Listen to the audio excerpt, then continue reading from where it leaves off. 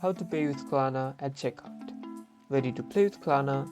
This guide shows you how you can pay with Klarna at checkout so you can use Klarna for your purchases.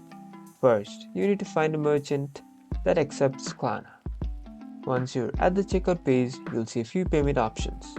Look for Klarna logo or button and tap on it. You'll be redirected to the Klarna payment page. Since you don't have access to Klarna right now, please follow the rest of the steps yourself. On the Klarna's payment page, you'll see a few payment options, like Pay in 4, Pay in 30 days, or Monthly Financing. Select the option that works best for you.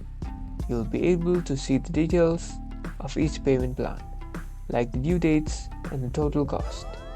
Once you've selected a payment method, you'll need to confirm the payment. You'll see a summary of payments and you'll be able to confirm the payment. Once you've confirmed, the payment will be processed. You'll receive a confirmation email from Klarna with all the details of your payment. It is a great way to pay with Klarna.